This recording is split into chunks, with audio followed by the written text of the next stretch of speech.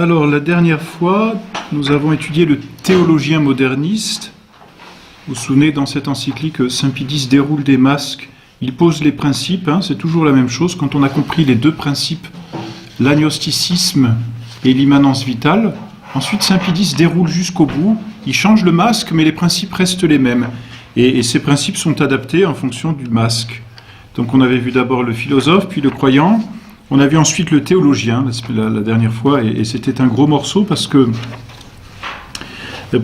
s'attaque à tout ce qu'il y a dans l'Église, particulièrement le dogme, vous vous souvenez, le culte, bien sûr, l'Église, et puis ensuite l'autorité, l'évolution dans l'Église, rester dans l'Église, la faire évoluer, enfin bref, et puis amener plein de nouveautés. Donc tout y était passé. Ensuite, Saint Pie X a d'autres masques qu'il nous découvre plus rapidement et sur lesquels je passe. Notez simplement l'historien. Saint Pie X les traite d'hypocrites, tout simplement. Et les historiens font la même chose, c'est-à-dire que, en partant du principe de l'agnosticisme, c'est-à-dire du fait que l'on ne peut pas connaître ce qui dépasse les cadres de notre sensibilité et de notre raison, et bien de l'ordre du phénomène, disons, l'histoire ne peut s'appliquer qu'à ce qui est phénoménal, c'est-à-dire qu'à ce qui est sensible.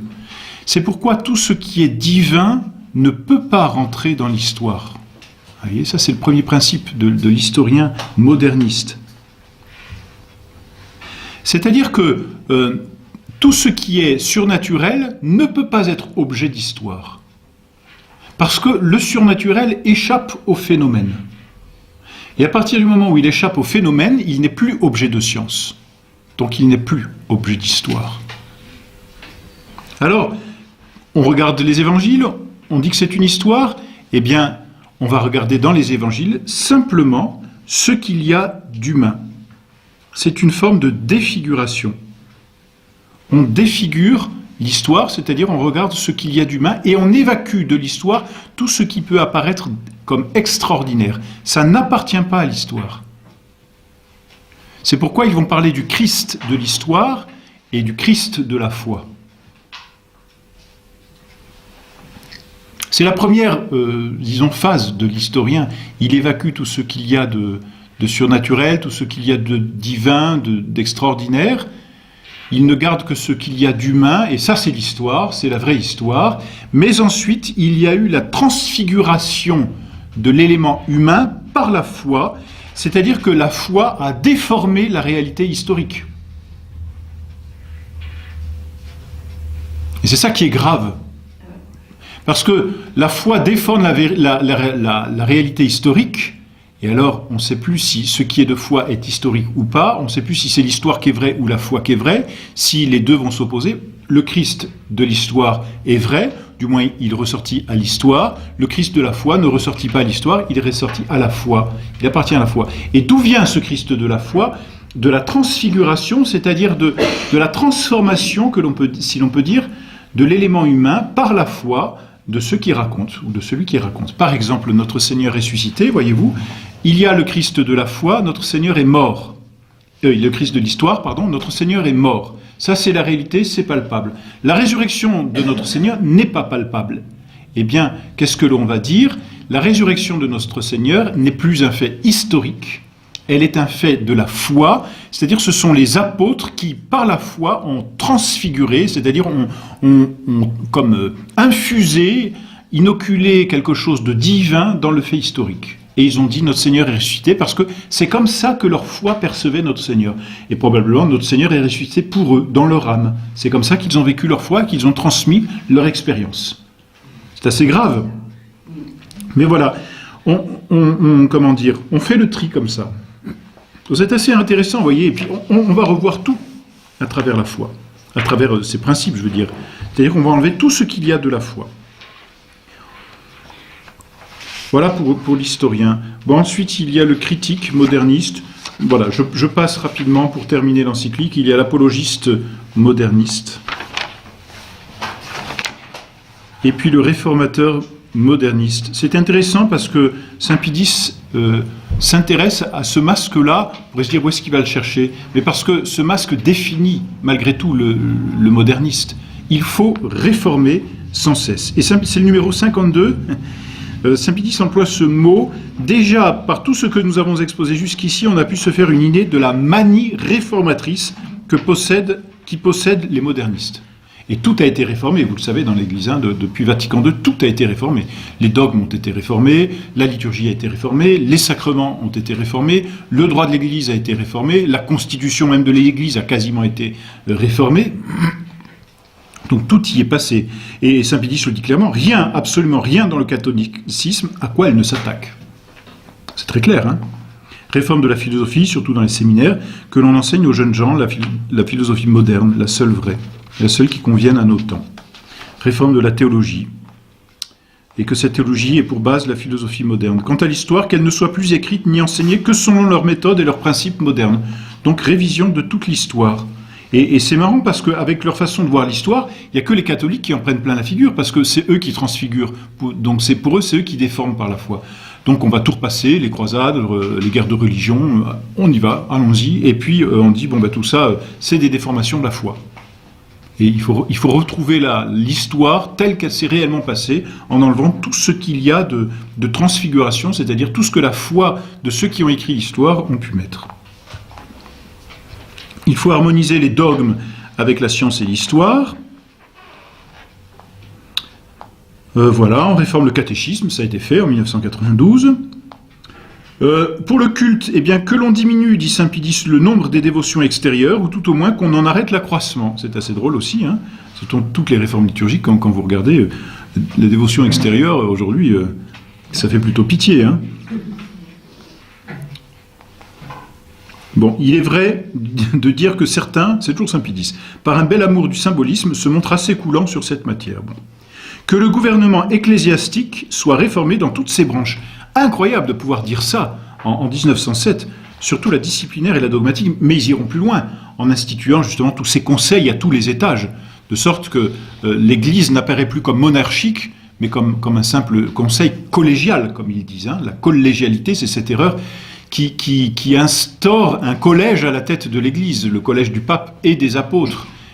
C'est pas clair dans les textes du Concile, et même la note qu'a dû rajouter au dernier moment Paul VI à cause de ceux qui ont tempesté auprès de lui, même la note ne vient pas clarifier parfaitement et évacuer l'erreur de la collégialité. Et puis on va instaurer partout un conseil paroissial, la conférence des évêques. Alors ça existait déjà, mais maintenant la conférence des évêques a tout pouvoir, de sorte qu'un évêque dans son diocèse, finalement, ne peut plus faire ce qu'il veut, sinon il se retrouve face à une meute d'évêques déchaînés. Parce que c'est ça, hein, il ne peut plus. Et puis, dit Saint-Pédis, qu'une part soit donc faite dans le gouvernement au clergé inférieur et même aux laïcs. Et maintenant à Rome, dans la curie, c'est-à-dire dans le gouvernement du pape à Rome, des laïcs font partie maintenant au moins du conseil, sinon bientôt des décisions qui seront prises. Que l'autorité soit décentralisée, réforme des congrégations romaines, surtout celle du Saint-Office et de l'index. Ça, c'est assez incroyable que Saint-Pédis puisse dire une telle chose. Parce que Saint-Pédis, c'est quand même le premier à réformer toute la curie. Il va mettre de l'ordre surtout. Le Saint-Office... donc ça n'existe plus, c'est ce qui s'appelle aujourd'hui la congrégation pour la doctrine de la foi. Et autrefois ça s'appelait le Saint-Office. Et puis il y avait une congrégation qui s'appelait la congrégation de l'index, qui a été tout simplement supprimée, me semble-t-il, par Jean XXIII, me semble-t-il, mais peut-être avant. Ou peut-être qu'avant elle a été rattachée au Saint-Office. Le Saint-Office, c'est clair, c'est très intéressant parce que la réforme qu'a faite Paul VI, c'est lui qui va réformer toute la curie.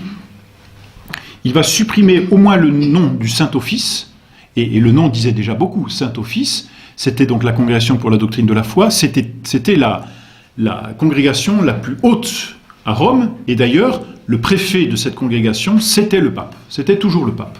Il y avait un secrétaire, mais le préfet, c'était le pape, ça n'était même pas un cardinal.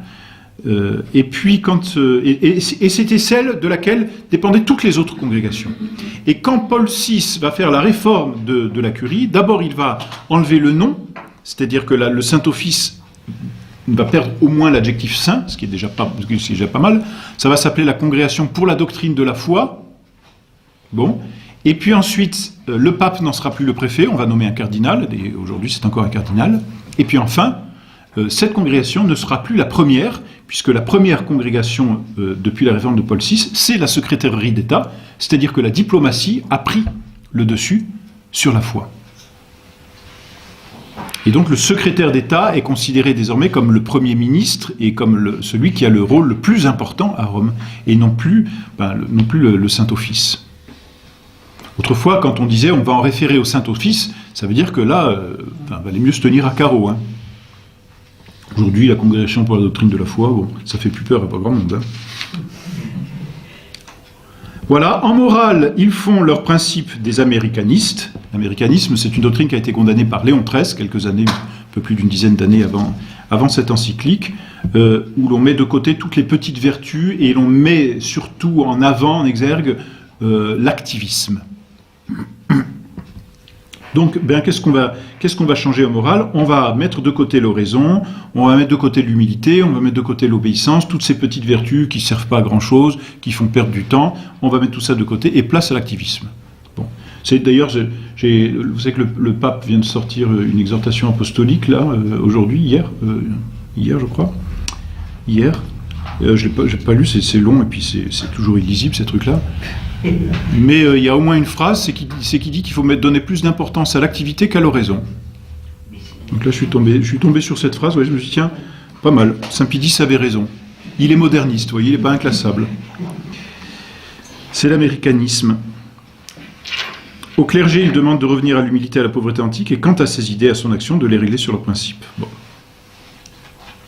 Il en est enfin qui, faisant écho de leur maître protestant, désirent la suppression du célibat ecclésiastique. Et ça, c'est toujours d'actualité. Que reste-t-il donc sur quoi, et par application de leurs principes, ils ne demandent réforme? Ils ont tout réformé, voyez. Donc, voyez, le petit paragraphe numéro 52 sur le réformateur, eh bien, il est incroyable. Et vous savez que ça va loin parce que aujourd'hui, on parle de faire, notamment à propos de la messe, une réforme de la réforme. C'est quand même très fort. C'est quand même assez incroyable, comme si la nouvelle messe avait besoin d'être réformée. Non, elle a besoin d'être mise à la poubelle. Il n'y a pas à faire une réforme de la réforme. Parce que on dit oui, on va réformer la nouvelle messe. Mais non, elle n'a pas besoin d'être réformée. Il y a déjà une messe. Quand on fait la réforme de la réforme, qu'est-ce qu'on fait? On entretient le mouvement moderniste, c'est-à-dire on continue de réformer. On continue. Vous savez, c'est un serpent qui se mord la queue. Hein. Donc même cette réforme de la réforme, ça n'a pas de sens. Enfin si, ça a un sens, mais moderniste, vous voyez. Voilà. Je passe donc à la deuxième partie. Cette première partie était très longue, c'est la plus longue. Et là, en une heure, on va faire les deux dernières parties, parce qu'elles sont toutes courtes. La deuxième partie, c'est à partir du numéro 56, pour ceux qui ont les mêmes... qui ont la numérotation.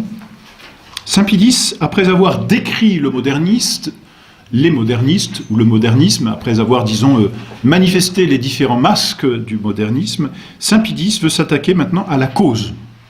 C'est-à-dire, qu'est-ce qui a causé le modernisme? Alors, Saint Pie X ne fait pas ici de l'histoire, parce que il faudrait remonter loin, au moins, disons, à l'humanisme, à la réforme, au protestantisme, mais Saint Pie X s'attaque aux causes, j'ai envie de dire, un peu plus psychologiques, c'est-à-dire dans l'homme, qu'est-ce qui va faire que l'homme aura une fâcheuse tendance à devenir moderniste? Quelles sont les dispositions intérieures, si vous voulez, qui sont comme un terreau fertile au modernisme? Et voyez comment Saint Pie X est vraiment un père, parce que non seulement il décrit l'erreur, ensuite, il va essayer de chercher les causes profondes dans l'homme, et puis la troisième partie, nous allons voir, c'est qu'il va donner des remèdes. Donc on voit que la condamnation de l'Église, c'est une condamnation pour un bien, c'est-à-dire que le but, c'est pas de râler, c'est pas de condamner, c'est pas de taper sur quelque chose ou sur quelqu'un, c'est de corriger et de promouvoir le bien. Donc c'est terrible parce que quand Jean XXIII, à propos du Concile et de ce qu'il voulait du Concile, dit « fini les condamnations », ça veut dire fini la correction, donc fini le zèle pour le bien, autrement dit. Si on pousse jusqu'au bout, vous voyez. Alors la première cause, Saint Pie X ne donne pas beaucoup de causes, hein, finalement, c'est assez... j'ai envie de dire, ça paraît décevant, hein. Il y a 3-4 pages, pas plus. Il donne 2 causes, ou 3, si l'on peut dire. Dans la première, il y en a 2, mais qui vont ensemble.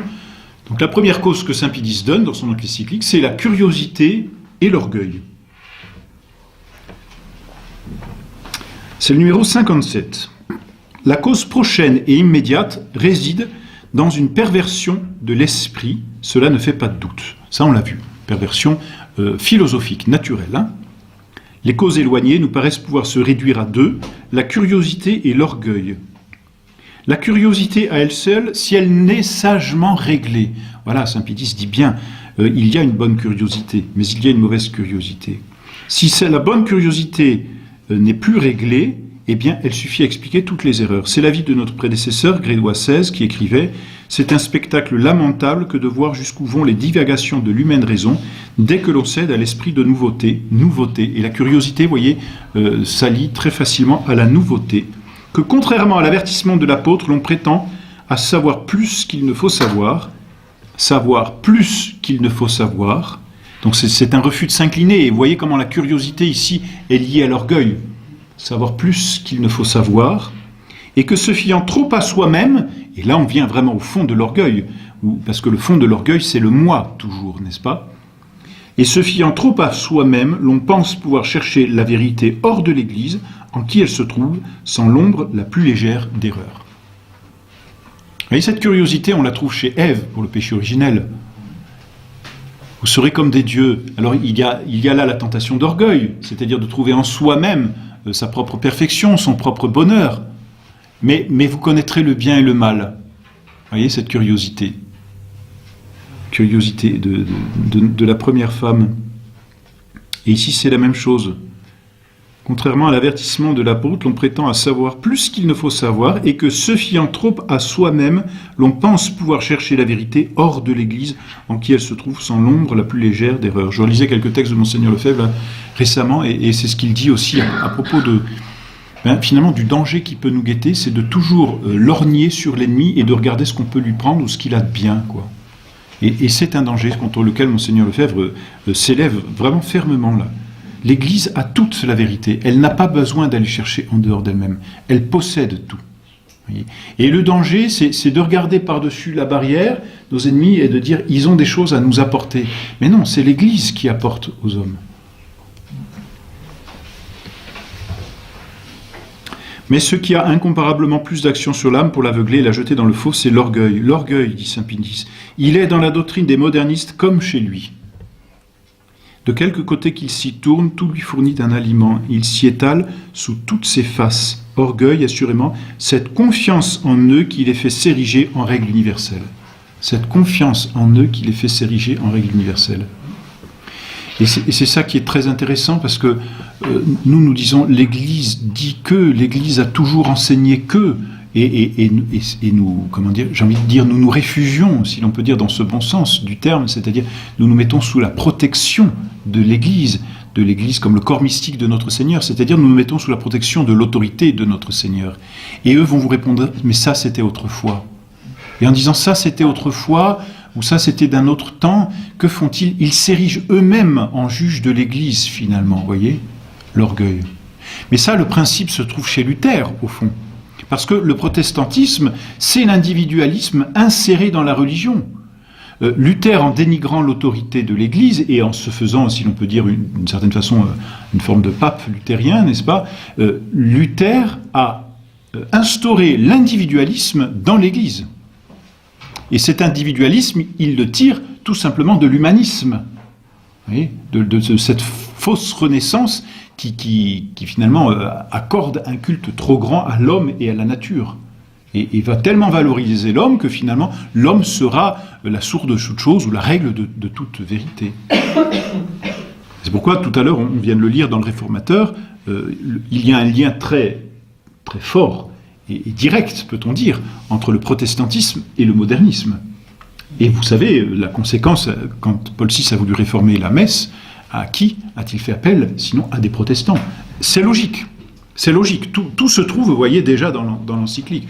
Donc, j'ai envie de dire, on n'est pas étonné. Malheureusement, si, parce que c'est affligeant. Mais c'était déjà dit. C'était déjà dit. Au moins en principe.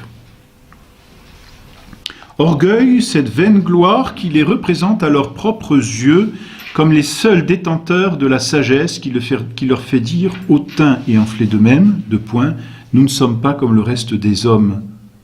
C'est typique de l'attitude des pharisiens aussi, que notre Seigneur va vertement reprendre. Et donc, ce principe les pousse, dit saint Pie X, aux plus absurdes nouveautés.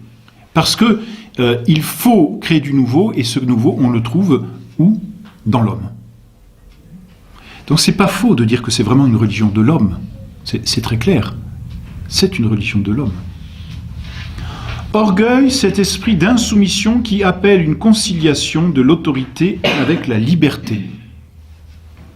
C'est très bien dit. Alors, bon, saint Pie X a vécu aussi longuement au XIXe siècle, donc toutes ces revendications de liberté, il les a déjà connues. Hein. On sait toutes les révolutions qu'il y a eu. Orgueil, donc cet esprit d'insoumission qui appelle une conciliation de l'autorité avec la liberté. Orgueil, cette prétention de réformer les autres dans l'oubli d'eux-mêmes, ce manque absolu de respect à l'égard de l'autorité sans en accepter l'autorité suprême. Non, en vérité, nulle route qui conduise plus droit ni plus vite au modernisme que l'orgueil. Donc on voit bien que c'est une religion du démon, parce que c'est le péché du démon. Qu'on nous donne un catholique laïque, qu'on nous donne un prêtre qui ait perdu de vue le précepte fondamental de la vie chrétienne, savoir que nous devons nous renoncer nous-mêmes si nous voulons suivre Jésus-Christ, et qui n'ait pas arraché l'orgueil de son cœur, ce laïc, ce prêtre est mûr pour toutes les erreurs du modernisme. Vous voyez, saint Pie X, qui ait perdu de vue le précepte fondamental de la vie chrétienne, savoir que nous devons nous renoncer à nous-mêmes. Donc il y a à l'encontre, et on peut dire en remède finalement, mais il y a à l'encontre du modernisme le renoncement au sacrifice. C'est ça, vous voyez, parce que il a perdu, le moderniste, le précepte du renoncement à soi-même, c'est-à-dire le précepte de l'ascèse, le précepte du sacrifice. Voilà pourquoi la notion de sacrifice a quasiment disparu, que ce soit pour la définition de la messe, d'ailleurs, que ce soit pour la vie chrétienne, et que ce soit finalement pour la rédemption. Et le mot rédemption, finalement, disparaît aussi. Et puis, voilà pourquoi la vie religieuse disparaît, avec ces 3 vœux. Pourquoi ? Mais parce que les 3 vœux sont l'expression la plus parfaite du renoncement de l'homme. Par le vœu de pauvreté, le religieux renonce aux biens extérieurs, par le vœu de chasteté, il renonce aux biens corporels, et puis par le vœu d'obéissance, il renonce à ce bien le plus précieux qu'est la volonté. Mais à partir du moment où on supprime cet esprit de renoncement, on supprime la vie religieuse, le fondement même de la vie religieuse. Et l'on comprend, hélas, pourquoi les monastères se vident. Et aujourd'hui, des congrégations se plaignent que la moyenne d'âge est en train d'augmenter. Mais que voulez-vous ? C'est pourquoi, vénérable frère, votre premier devoir est de traverser ces hommes superbes et les appliquer à d'infimes et obscures fonctions. Ouais, saint Pie X, là, il ne va pas de main morte. Hein. Prenez ces hommes et vous les appliquez à d'infimes et obscures fonctions, qu'ils soient mis d'autant plus bas qu'ils cherchent à monter plus haut, et que leur abaissement même leur ôte la faculté de nuire. Vous voyez, là, on sent la fermeté du pape. Hein. Et le catholique est ferme, hein, qu'est-ce que vous voulez ? De plus, sondez soigneusement par vous-même ou par les directeurs de vos séminaires les jeunes clercs, ceux chez qui vous aurez constaté l'esprit d'orgueil, écartez-les sans pitié du sacerdoce, plût à Dieu qu'on en eût toujours usé de la sorte avec la vigilance et la constance voulue. Voilà pour cette première cause du modernisme, la curiosité et l'orgueil. La curiosité, donc mal réglée, hein, dit saint Pie X, ce désir d'aller voir ailleurs que dans l'Église, de chercher la nouveauté, et puis l'orgueil finalement qui est un renoncement au renoncement. Un renoncement au renoncement, c'est-à-dire à l'ascèse. Deuxième cause, alors c'est intéressant là ce que va donner saint Pie X, c'est le numéro 58. Deuxième cause du modernisme, l'ignorance. Donc comprenez, voyez que la curiosité ici dont parle saint Pie X ne s'oppose pas à la science, bien au contraire. Il y a une bonne curiosité, mais il y a une curiosité qui est frivole et pécamineuse. Et à l'inverse, il y a une ignorance qui est coupable, qui est mauvaise, qui est pécamineuse, et qui a été la cause de ce modernisme. Et saint Pie X donc la donne vraiment comme cause morale de ce modernisme.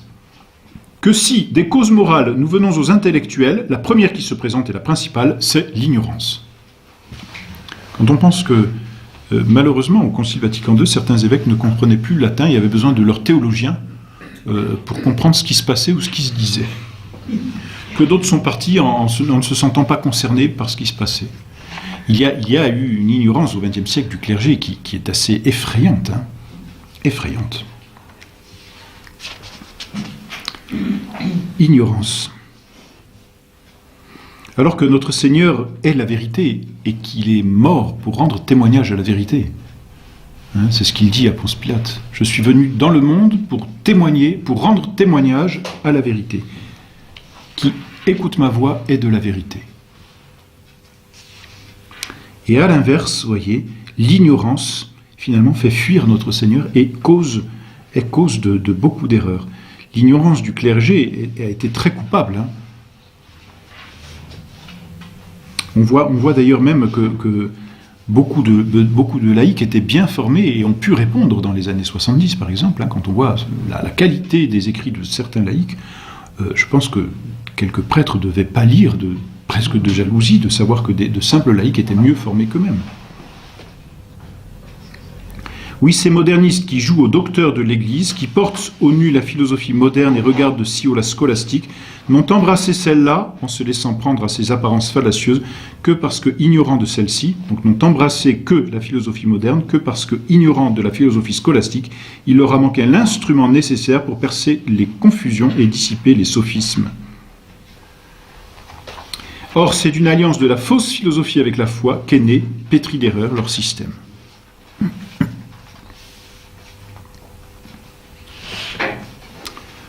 Voilà. Ignorance ou crainte, dit saint Pie X, à vrai dire l'une et l'autre, c'est un fait qu'avec l'amour des nouveautés va toujours de pair la haine de la méthode scolastique. Avec l'amour de la nouveauté va toujours de pair la haine de la méthode scolastique. La méthode scolastique, scola ça veut dire l'école, donc c'est la méthode de saint Thomas d'Aquin, et puis la méthode qui s'est développée particulièrement chez les dominicains. Après le XVIIe siècle, bien souvent le clergé, au moins français, était pétri de cartésianisme, et Descartes est tout sauf scolastique. C'est pas, dans une de ses lettres à Mersenne, il dit clairement qu'il veut combattre contre saint Thomas. Et puis plusieurs, je pense même Malebranche, qui était un prêtre, n'est-ce pas, un prêtre français, Malebranche disait ne rien comprendre à saint Thomas et était absolument émerveillé par Descartes. Voyez. Ignorance de la scolastique, alors c'est le pape Léon XIII qui en 1879, par l'encyclique Aeterni Patris, va demander à ce que les études au séminaire soient scolastiques. Donc c'est lui qui va remettre vraiment en honneur la scolastique, ça va mettre du temps à revenir. Et saint Pie X, par un effet merveilleux de la Providence, a lui reçu un enseignement scolastique, un des rares séminaires où l'on enseignait saint Thomas. Eh bien, saint Pie X a étudié dans ce séminaire. Et c'est vrai que c'est la richesse que Monseigneur Lefebvre nous a donnée de faire tout notre cycle de théologie. Les 3 ans de théologie que l'on fait à Écône sont faits à l'école de saint Thomas d'Aquin et même directement dans la somme théologique de saint Thomas, qui est son maître ouvrage. Alors que Monseigneur Lefebvre lui-même a appris la théologie par thèse. Et non pas avec la méthode scolastique. Et c'est vrai, pour eux, la méthode scolastique, ils la détestent. Elle est trop rigoureuse. Et pourtant, même si saint Thomas est difficile, je vous assure que quand on a lu quelques pages de Jean-Paul II, on est quand même content de retrouver saint Thomas. Il n'y a rien à faire. On a l'impression de quitter une ville polluée et puis de respirer l'air frais de la montagne et de s'élever vers des cimes. Vraiment. C'est tragique, hein, mais c'est vrai. Lisez pas, hein, mais Laudato Si, là, l'encyclique du pape François, il faut quand même, là, il faut une ascèse hein, pour aller jusqu'au bout. C'est pas délicieux. Hein. Alors que les modernistes et leurs fauteurs se souviennent de la proposition condamnée par Pie IX, La méthode et les principes qui ont servi aux antiques docteurs scolastiques dans la culture et de la théologie ne répondent plus aux exigences de notre temps ni au progrès des sciences. Donc ça, c'est une proposition condamnée. Celui qui dit que donc, la méthode de saint Thomas ne répond plus aux exigences de notre temps ni au progrès des sciences, celui-là est condamné par le pape Pie IX. Bon, le cardinal Ratzinger, hein, lui, c'était contre saint Thomas. Hein. La tradition, il s'efforce d'en fausser perfidement le caractère et d'en saper l'autorité, afin de lui ôter toute valeur. Vous voyez, saint Thomas a été déclaré docteur commun de l'Église. Docteur commun, c'est-à-dire docteur pour toute l'Église. L'Église s'est appropriée saint Thomas d'Aquin et sa doctrine. Vraiment. Et au Concile de Trente, vous savez qu'il y avait 2 livres qui étaient posés. Il y avait la Bible et il y avait la Somme théologique de saint Thomas. Donc l'Église a vraiment donné à saint Thomas d'Aquin une prééminence sur tous les autres théologiens. Ça, c'est certain.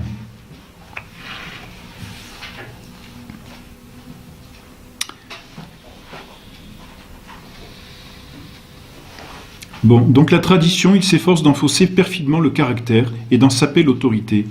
Et saint Thomas, étudier saint Thomas, c'est être traditionnel. Parce que saint Thomas, c'est pas une doctrine personnelle.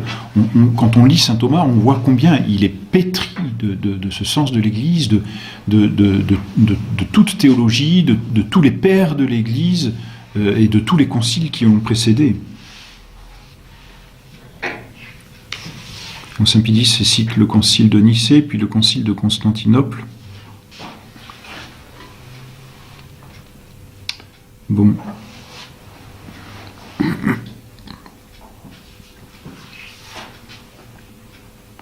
Je passe et j'en viens au numéro 60. Enfin, il s'évertue à amoindrir le magistère ecclésiastique et à en infirmer l'autorité. Et le magistère ecclésiastique, c'est tout ce qui a été enseigné. Et on va ternir, infirmer, dit saint Pie X, l'autorité. C'est-à-dire que c'est comme si l'on disait aujourd'hui ça ne vaut plus. C'était vrai, mais ça n'a plus d'autorité aujourd'hui. On dit, n'est-ce pas, quand le prêtre, à la veillée pascale, quand dans la bénédiction du feu pascal puis du cierge, il dit le Christ alpha et oméga, n'est-ce pas? Donc le Christ, finalement, début et fin, et puis le Christ toujours le même, finalement, de toute éternité. Et donc l'Église qui transmet la vérité que notre Seigneur lui a révélée, cette vérité qu'elle transmet, elle est comme notre Seigneur, elle est éternelle, vous voyez.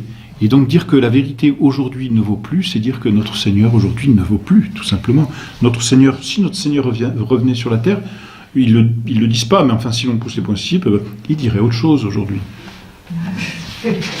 Il dirait autre chose, il serait pour l'écologie, c'est sûr. Mais oui, c'est affreux de dire des choses pareilles, vous voyez.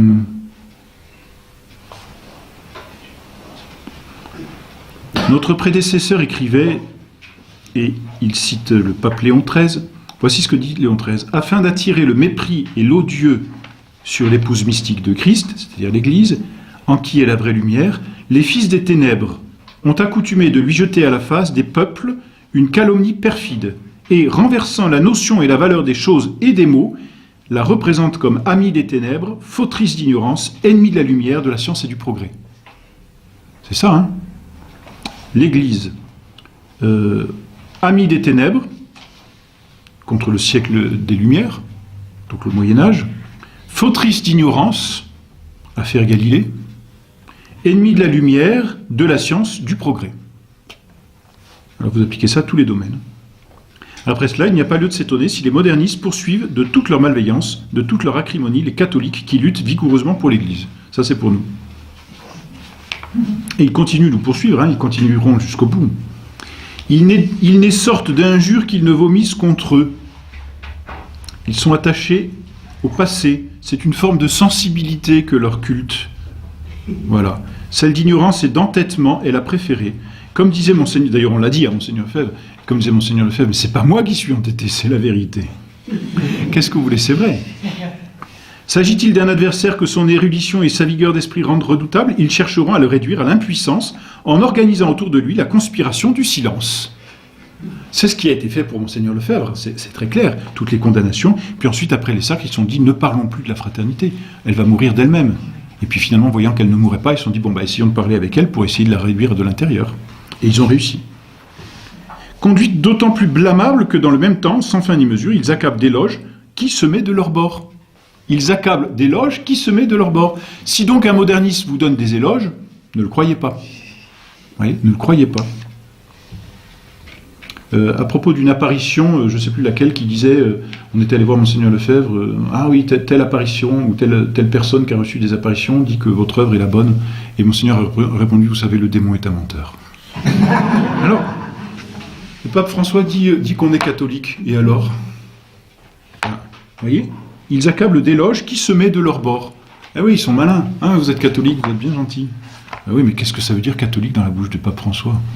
C'est presque une injure, hein? Non, mais... C'est nous qui attendons qu'il soit catholique, hein, tout simplement. Un ouvrage pareil, respirant la nouveauté par tous ses pores, il l'accueille avec des applaudissements et des cris d'admiration. Plus un auteur aura apporté d'audace à battre en brèche l'Antiquité, à saper la tradition et le magistère, et plus il sera savant. Donc un savant est jugé à sa façon d'attaquer l'Église. C'est quand même incroyable, hein?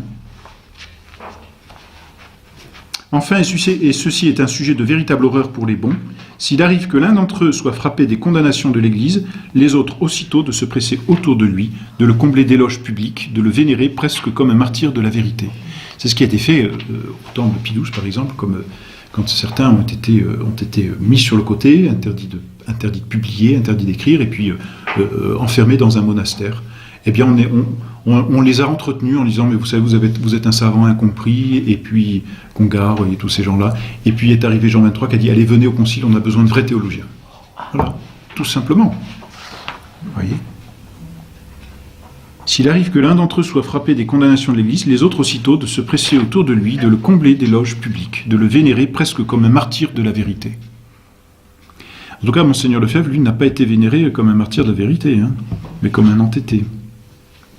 Et les jeunes, étourdis et troublés de tout ce fracas de louanges et d'injures, finissent par peur du qualificatif d'ignorant et par ambition du titre de savant, en même temps que sous l'aiguillon intérieur de la curiosité et de l'orgueil, par céder au courant et se jeter dans le modernisme. C'est tragique, hein?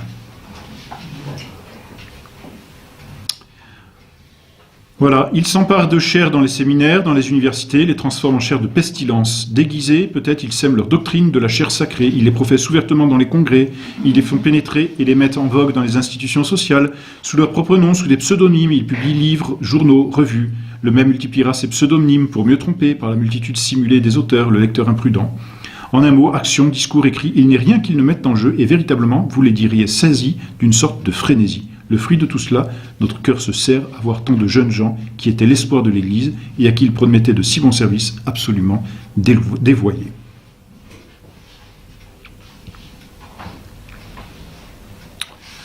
Voilà.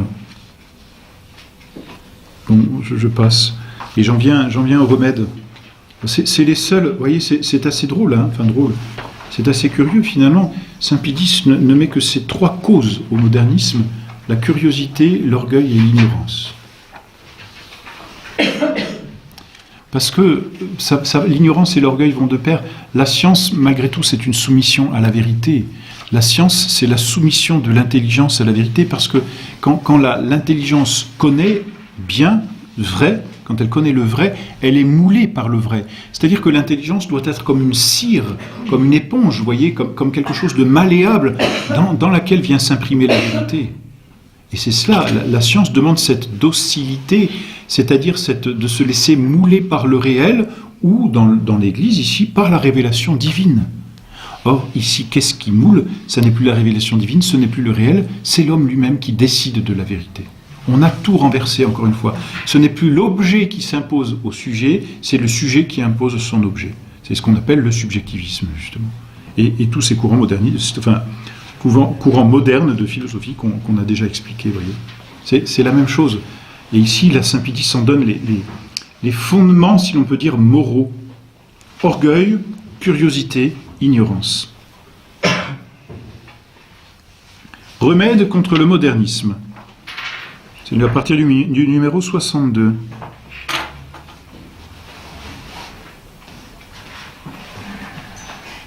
Nous l'avons dit, pardon.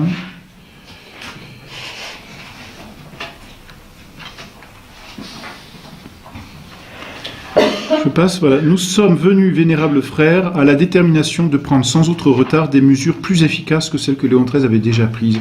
Nous vous prions et vous conjurons de ne pas souffrir que l'on puisse trouver le moins du monde à redire en une matière si grave, à votre vigilance, à votre zèle, à votre fermeté. Donc là, Saint Pie X s'adresse aux évêques et leur demande cette vigilance, cette fermeté.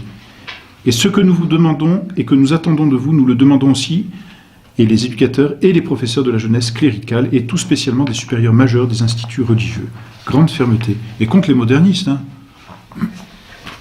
Premièrement, en ce qui regarde les études. Et voilà, là où on avait comme cause du modernisme l'ignorance, l'orgueil, et puis la curiosité, eh bien, on va remettre comme remède le problème des études. Nous voulons et ordonnons que la philosophie scolastique soit mise à la base des sciences sacrées. C'est très fort parce que Saint Pie X ne dit pas simplement la scolastique, il dit la philosophie scolastique. Parce que, on l'a vu, le fondement du modernisme est d'abord philosophique. C'est une intelligence qui ne tourne pas bien dans l'ordre de la nature. Imaginez que les tournesols, désormais, se tournent vers la Lune, quoi. Au lieu de se tourner vers le Soleil. Bon. Ben, c'est un peu la même chose, quoi. Ils veulent décrocher la Lune. Donc, Saint Pie X demande la philosophie scolastique, qui va être comme le socle sur lequel va pouvoir s'édifier toute la théologie. Et bien sûr, ensuite, la théologie scolastique, ça va de pair. Mais la philosophie scolastique. Et saint Thomas a commenté la philosophie d'Aristote. C'est la richesse d'ailleurs de saint Thomas, disons, à la suite de l'audace de saint Albert le Grand, d'avoir, si l'on peut dire, épuré Aristote, c'est-à-dire d'avoir repris dans ce paganisme ignorant à l'époque de la Révélation ce qu'il y avait de juste naturellement, de l'avoir séparé de ce qu'il y avait de faux et de l'avoir fait fructifier et de l'avoir fait même, de l'avoir poussé à maturité, si l'on peut dire, par la grâce et la révélation. Donc, philosophie scolastique. Il va sans dire que s'il se rencontre quelque chose chez les docteurs scolastiques que l'on puisse regarder comme excès de subtilité, ou qui ne cadre pas avec les découvertes des temps postérieurs, ou qui n'est enfin aucune espèce de probabilité, il est bien loin de notre esprit de vouloir le proposer. Bon. Quant à nous, nous prescrivons la philosophie scolastique, et ce que nous entendons surtout par là, ceci est capital, c'est la philosophie que nous a léguée le docteur Angélique, c'est-à-dire saint Thomas d'Aquin. Et il reprend ce que Léon XIII avait donné. Que dans les séminaires où on aurait pu le mettre en oubli, les évêques en imposent et en exigent l'observance. Prescription qui s'adresse aussi aux supérieurs des instituts religieux, et que les professeurs sachent bien que s'écarter de saint Thomas, surtout dans les questions métaphysiques, la métaphysique c'est la partie la plus haute de la philosophie, ne va pas sans détriment grave. Elle est très forte cette phrase. Que les professeurs sachent bien que s'écarter de saint Thomas, surtout dans les questions métaphysiques, ne va pas sans détriment grave. Et saint Thomas a commenté la métaphysique d'Aristote. Donc on a vraiment une œuvre philosophique là de saint Thomas. Et sur cette base philosophique que l'on élève solidement l'édifice théologique. Autant que vous le pourrez, vénérables frères, stimulez à l'étude de la théologie, de façon que les clercs en emportent au sortir du séminaire une estime profonde, un ardent amour, et que toute leur vie ils en fassent leur délice. Car nul n'ignore que parmi cette grande multitude de sciences et si diverses qui s'offrent à l'esprit avide de vérité, la première place revient de droit à la théologie. Et de fait, c'est dans le droit canon, le prêtre doit étudier tous les jours et revoir sa théologie. Quant aux études profanes, il suffira de rappeler ce qu'en a dit fort sagement notre prédécesseur. Appliquez-vous avec ardeur à l'étude des sciences naturelles, les géniales découvertes, les applications hardies et utiles faites de nos jours sur ce terrain qui provoquent à juste titre les applaudissements des contemporains seront aussi à la postérité un sujet d'admiration et de louange. Et vous le savez bien, la science ne va pas à l'encontre de la théologie, bien au contraire, celui qui a une bonne théologie, une bonne philosophie, est encore plus capable d'étudier la science. D'ailleurs, on sait bien que beaucoup de découvertes scientifiques ont été faites même par des ecclésiastiques. Voilà. Mais les études sacrées n'en doivent pas souffrir. Donc, bon, voilà, le premier remède que donne saint Pie X, c'est l'étude de saint Thomas d'Aquin. On pourrait faire un cycle de philosophie thomiste. C'est long et difficile, hein, c'est ardu, c'est même sec la philosophie, mais si l'on veut avoir une bonne théologie, il faut passer par là, c'est un socle indispensable. Parce que même beaucoup des termes dont l'Église s'est servie, même pour la définition de certaines choses, je pense la définition du sacrement qui est un signe sensible, eh bien ces mots sont empruntés à la philosophie scolastique. Et donc il faut une bonne philosophie pour pouvoir définir ces mots et comprendre le contenu dogmatique que l'Église donne. Bon, pour comprendre ce que c'est que la grâce habituelle, et puis qui nécessite donc justement d'avoir des notions de substance, d'accident, tout cela nécessite une philosophie scolastique. Quand on a perdu la philosophie scolastique, les mots vont changer de définition, tout simplement. Et voilà pourquoi même la grâce, chez le moderniste, ne va plus avoir la même définition que chez un catholique. Parce qu'on n'a plus ce bagage philosophique qui va permettre d'expliquer. Vous voyez ? Alors si l'on est imbu de philosophie moderne, qu'elle soit rationnelle, qu'elle soit existentialiste, eh bien les mots ne signifient plus la même chose, malheureusement. On peut, comme je vous le disais la dernière fois, employer donc les mêmes mots, mais ne pas faire allusion aux mêmes réalités, aux mêmes choses. Voyez. Et ça c'est tragique. C'est un dialogue de sourds. Deuxième remède. Exclusion des modernistes du sacerdoce, des chaires et des grades.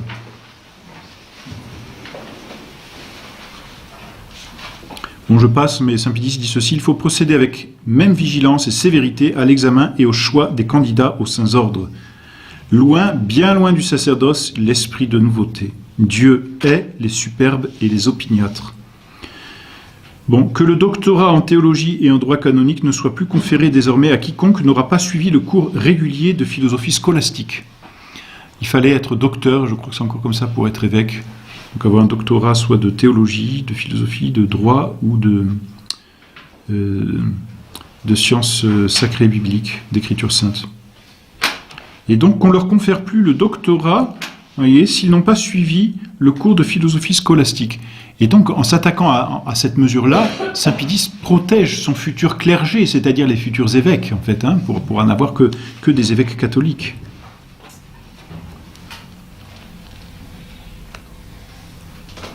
Bon, et puis il reprend d'autres décrets. Que les évêques qui président à la direction des universités et des instituts veillent à ce que les prescriptions que nous venons d'édicter y soient fidèlement observées. Donc ça, c'est le deuxième remède, exclusion des modernistes. Donc c'est un remède très fort, parce que après un remède, je dirais, qui nourrit l'intelligence, saint Pie X prend les mesures qui s'imposent. Il faut chasser ceux qui sont indignes, c'est clair. Et voyez, là, saint Pie X n'a pas peur de chasser des personnes. Quand on fait la guerre à des personnes aussi, pas que aux idées. Donc c'est très important, on voit, je dirais, l'humanisme politique, si l'on peut dire, de saint Pie X ici. Hein. C'est bien sûr, il faut redonner les bonnes idées, mais ceux qui n'ont pas les bonnes idées, il faut les chasser, pas de pitié. Pas de pitié. Pourquoi ? Parce que ce sont les âmes qui sont en danger. Et là, il faut relire ce que disait saint Pie X au tout début de son encyclique. Son souci, c'est quoi ? C'est garder le dépôt traditionnel de la foi. Pour pouvoir permettre aux âmes de se sauver. C'est le salut éternel qui est en jeu. Donc là, pas de pitié pour ces hommes, malheureusement. Malheureusement. En tout cas, en tant qu'ils occupent une chaire ou un poste. Troisième remède, interdiction de publier des ouvrages modernistes. Bon, ben là, c'est raté maintenant. Hein.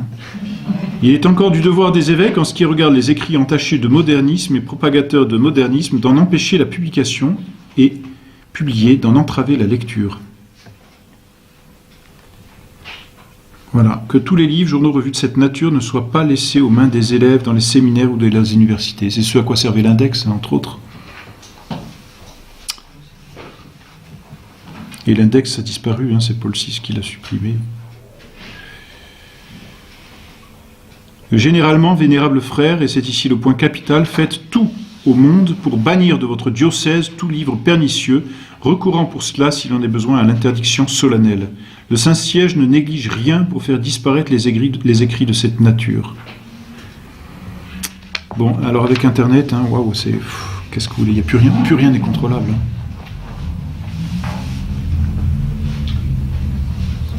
C'est Léon XIII qui disait déjà que les ordinaires, même comme délégués du siège apostolique, s'efforcent de proscrire les livres et autres écrits mauvais publiés ou répandus dans leur diocèse et de les arracher aux mains des mains des fidèles. Et puis, quatrième remède qui va de pair, le nichilobstate et l'imprimature. Donc c'est quand vous ouvrez un livre, souvent vous avez, dans la première page, vous avez nichilobstate, ça veut dire rien n'empêche. Il n'y a pas d'objection. Voilà. Et puis l'imprimature, ça peut être publié. C'est ce que ça veut dire. Donc il ne suffit pas d'empêcher la lecture et la vente des mauvais livres, il faut encore en entraver la publication, que les évêques donc usent de la plus grande sévérité en accordant la permission de publier. Donc en fait, tout ouvrage devait passer par l'évêque, alors qu'il ne lisait pas forcément lui-même, qu'il y avait autour de lui des théologiens qui lisaient. Et puis ben voilà. Soit que le livre était bon et on mettait le nichilobstate puis l'imprimature, soit il n'était pas bon, on ne donnait pas. Il y avait un censeur dans le diocèse.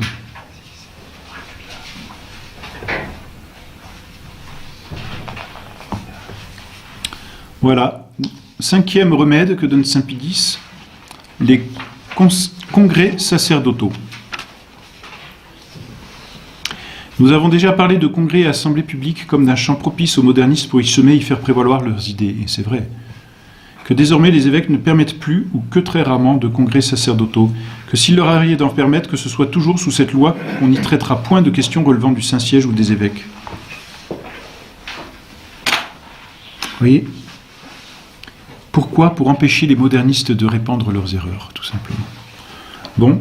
Ensuite, 6e remède, qu'il y ait des conseils de vigilance diocésains, c'est-à-dire dans chaque diocèse qu'il y ait un conseil qui lise, vous voyez, conseil de vigilance qui lise, qui soit comme des censeurs. Ils se réuniront tous les 2 mois, ces censeurs, à jour fixe, sous la présidence de l'évêque. Sur les délibérations, les décisions, ils seront tenus au secret. Leur rôle sera le suivant. Ils surveilleront très attentivement et de très près tous les indices, toutes les traces de modernisme dans les publications, aussi bien que dans l'enseignement. C'est incroyable, hein ? Donc c'est un peu une espèce de... on va dire une censure, discrète et en même temps efficace. Hein ? Mais vous voyez que Saint Pie X ne lésine pas sur les moyens. Donc pour qu'il en arrive à ordonner de tels moyens, c'est que le mal est déjà grave à son époque. Hein. Donc, je relis. Les prêtres donc, qui seront appelés à faire partie seront choisis à peu près comme il a été dit à propos des censeurs. Ils se réuniront tous les 2 mois à jour fixe. Donc ça fait 6 réunions par an. Et ça veut dire qu'ils auront lu les bulletins, qu'ils auront épluché les livres qui paraissent, entendu certaines conférences, s'être entretenus avec le clergé ou les religieux. Ils se réunissent sous la présidence de l'évêque, donc l'évêque est informé, et sur les délibérations et les décisions, ils seront tenus au secret. Leur rôle sera le suivant, ils surveilleront très attentivement et de très près tous les indices, toutes les traces de modernisme dans les publications, aussi bien que dans l'enseignement. Je peux vous dire qu'aujourd'hui, il y aurait du travail. Hein.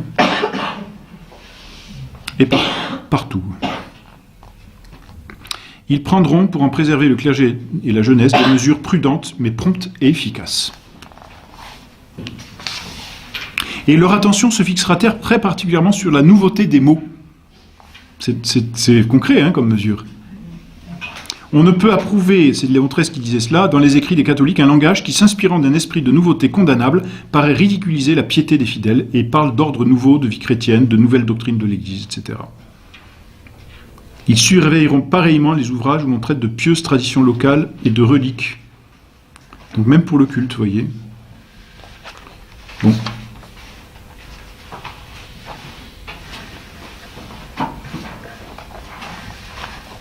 Et puis dernier remède, 7e remède, rapport périodique des évêques au Saint-Siège sur l'exécution de ces mesures.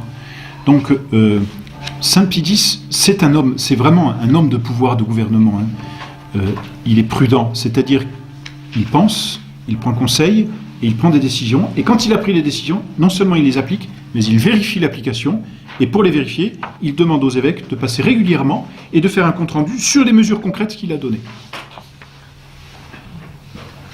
Donc vous voyez, comme Saint Pie X est vraiment très vigilant et a le souci, n'est-ce pas, de garder intacte la foi, mais par là, on voit aussi quelle horreur il avait du modernisme, hein. Quelle franche horreur il avait du modernisme. Voilà pour les remèdes. On en arrive donc à la conclusion qui fait une page, c'est le numéro 77. Voilà, vénérables frères, ce que nous avons cru devoir vous dire pour le salut de tout croyant. C'est une longue encyclique, hein, vous voyez, une encyclique très dense. Hein.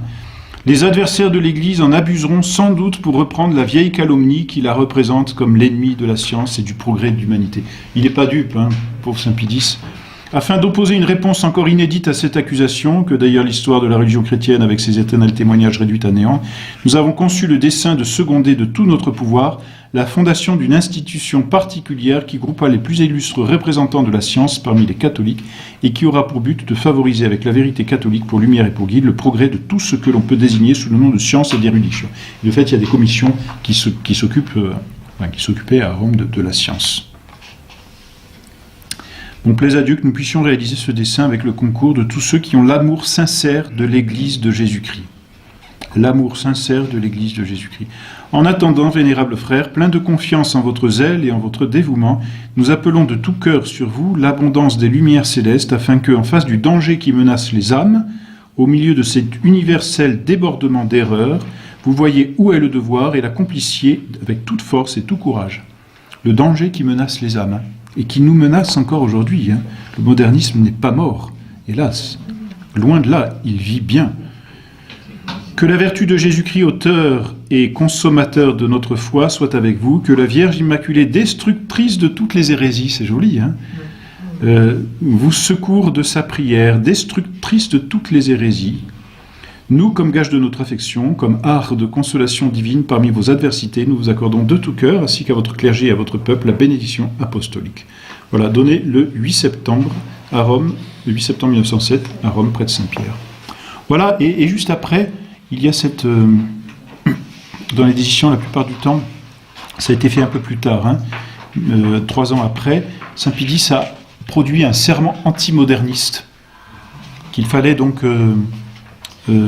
qu'il fallait prononcer, que tous les clercs prononcent, je crois, au moment de leur diaconat, et même diaconat et sacerdoce, et puis les professeurs aussi doivent le prononcer, professeurs des écoles, de séminaires, instituts. Serment antimodernisme. Et vous savez que violer un serment, c'est être parjure, donc c'est une faute grave. Saint Pie X fait appel ici, je dirais, à la conscience morale de ceux qui vont prêter ce serment, pour pouvoir empêcher, encore une fois, le modernisme d'être enseigné. C'est un serment qui fait 3 pages. Voilà donc pour cette merveilleuse encyclique qui finalement reste d'actualité de façon malheureusement assez incroyable. Voilà. Ben, merci bien.